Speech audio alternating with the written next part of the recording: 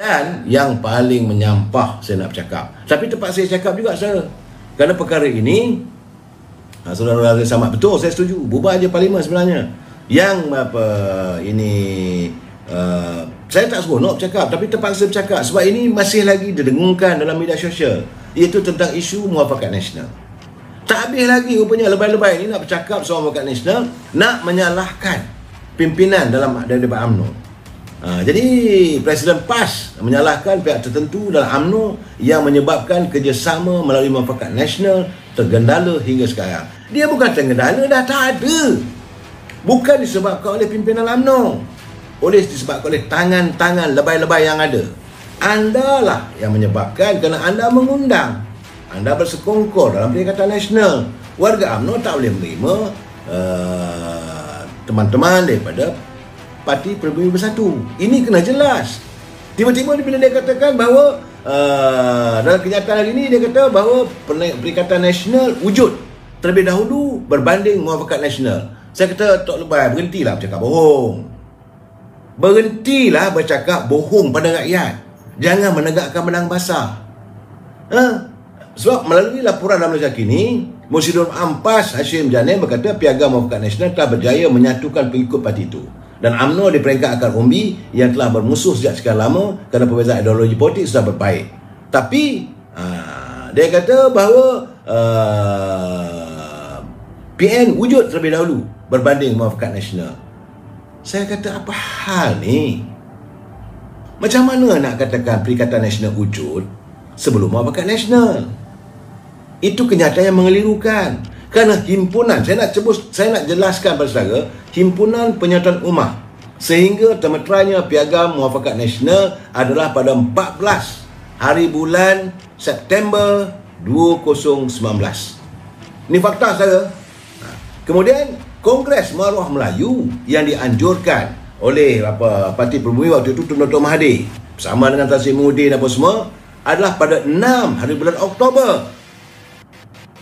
Dekat-dekat sebulan selepas itu, 14 bulan 9 kita muafakat nasional, 6 hari bulan 10 Kongres Maruah Melayu yang akhirnya mewujudkanlah satu dipanggil Perikatan Nasional. Jadi macam mana boleh katakan bahawa Perikatan Nasional wujud lebih awal daripada muafakat nasional? Tunggu, berhentilah cakap bohong. Sebab itulah kata, bila kita selalu menghukum orang itu salah, orang ni salah, akhir sekarang ni orang dapat melihat siapa yang lebih munafik.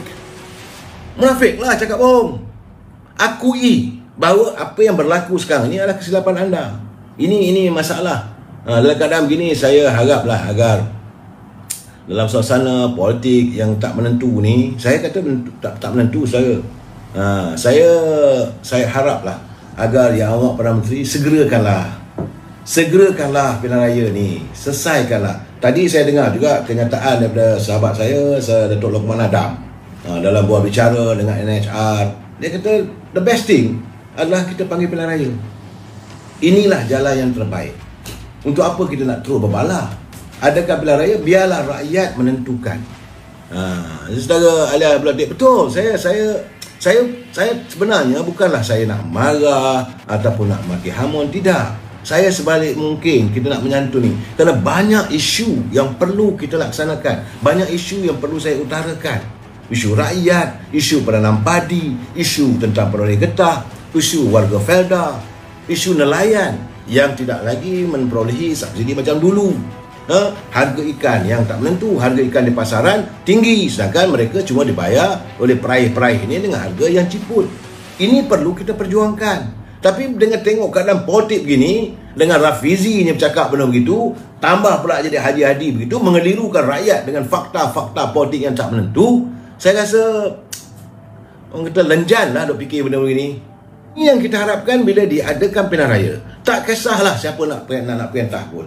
Banyak orang kata kalau ada pilihan raya ni UMNO akan kalah. Itu soal lain. It's not the issue. Tapi sebenarnya, bagaimana kata Datuk Lokman Adam tadi, apabila berlaku pilihan raya, parti-parti pembangkang wuyuk, parti pejuang hilang daripada radar. Malahan Parti Peribumi Bersatu pun, saya cakap terus terang, hilang daripada radar. Yang tinggal nanti terkiar-kiar ni mungkin Parti Keadilan dan juga Parti DAP. PAS, 3 parti ni aja. Yang lain malah saya cakap terus terang, Parti Amanah pun hilang daripada radar. Dan keadaan begini, ini menimbulkan ketakutan kepada mereka. Jadi sebab itu mereka tak nak mengadakan pilihan raya, mereka tak mau dibuatkan. Walaupun isu apa yang berlaku di Parlimen minggu lalu, itu sudah cukup dengan jelas membolehkan Perdana Menteri untuk memanggil pilihan raya. Cik Lat, betul, saya setuju. Jadi bagi saya sekarang ni, kita banyak isu. Rakyat susah. Dan persoalan kita, dalam kita susah begini, pemimpin masih lagi enjoy. Masih lagi dapat gaji besar. Sedangkan rakyat minta sikit. Bantuan yang kamu jamin pun, macam saya kata tadi, tak dapat. Saudara Nur Zaman, berapa peratus je yang keluar mengundi, tak ramai yang keluar. Soal mereka keluar mengundi, tak keluar mengundi, itu soal lain, saudara. Bagi saya, once and for all, kita jelaskan kepada rakyat, ini untuk anda memilih calon-calon yang akan menjadi wakil anda selama 5 tahun. Itu saja. Ini saya sudah buat MJ. Saya bukan takbur. Ini saya melihat daripada data-data, daripada kesan yang lepas. Bukan kita kata nak bermegah diri bahawa UMNO saya akan menang. Tidak sama sekali. Saya pun tahu ada kebincangan. Malahan kalaulah Presiden UMNO tidak bersedia untuk menukar puak-puak yang ada dalam kerajaan hari ini, juga UMNO juga nanti akan terseret dengan segala permasalahan. Saya dah bercakap, kalau muka-muka baru tidak ditonjolkan, maka UMNO juga belum pasti boleh menawan rakyat. Tapi kalau ada muka baru, saya lihat macam mana apa lakukan oleh anak muda keadilan di Perak. Mereka sudah menamakan 18 orang muka baru. Ya, UMNO perlu menghadapan masalah begini.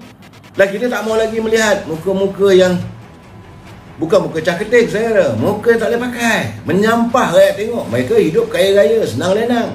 Kehidupan rakyat tidak disantuni. Lebay-lebay tu saya dengar juga pula katanya isu anti lompat. Menurut ini pimpinan daripada PAS, dia kata benda ni susah nak dilaksanakan. Pula dah. Memanglah susah laksanakan sebab mereka ada berkepentingan. Sebab tu saya katakan ketepikan soal akta anti lompat sebagainya. Laksanakan selepas pilihan raya. Lepas pilihan raya, dominan. Ada kestabilan, laksanakanlah segala perancangan yang baik untuk rakyat. Kita tak minta lebih daripada itu. Rakyat tidak pernah. Kena ingat, saudara, rakyat di negara kita ini bukanlah rakyat yang meminta-minta. Saya sedih bila tengok tadi, bantuan masih lagi tak dapat, kumpulan wang semalam pekerja tak dapat. Mereka seolah melihat rakyat sebagai pengemis.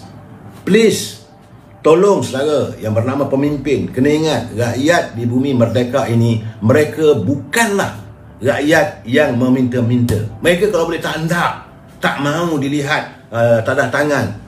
Mereka tidak mahu. Mereka mahu supaya diwujudkan usaha bagaimana peluang-peluang pekerjaan, peluang-peluang perniagaan, ekonomi diperbaiki. Itu yang mereka harapkan. Sebab kita pernah hidup dengan keadaan yang cukup selesa.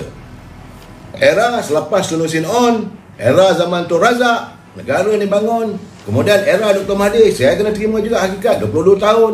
Negara ekonomi baik, tapi lingkup lepas itu. Apabila dasar ekonomi baru berubah, yang ini insya-Allah saya akan cuba kupas malam esok. Saudara, mereka inilah yang menjahanamkan kehidupan rakyat. Bagi saya, mereka berdosa pada rakyat. Kehidupan rakyat kita ni, sepatutnya kita dengan hasil bumi yang kita miliki. Kita ada nanas, kita ada getah, kita ada kelapa sawit, kita ada biji timah, kita ada biji besi. Sekarang ni pasir pun nak dijual pula.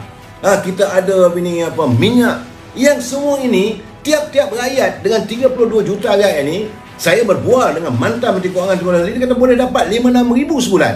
Lihatlah apa berada di Norway. Setiap rakyat dia mempunyai simpanan. Dalam tabung simpanan rakyat dia ada 1 juta pound euro seorang. Kenapa kita tak boleh buat? Kerana bila pemimpin melihat wang itulah segala-galanya, mereka sanggup melakukan macam-macam demi kerana wang.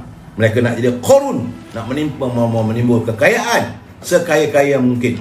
Dalam keadaan begini, saya mengharapkan agar cara terbaik kita segerakanlah pilihan raya umum ini, biarlah rakyat memilih siapa yang harus mentadbir negara ini. Kita sambung lagi malam esok. Wabillahi taufiq wal hidayah. Assalamualaikum warahmatullahi wabarakatuh. Selamat malam.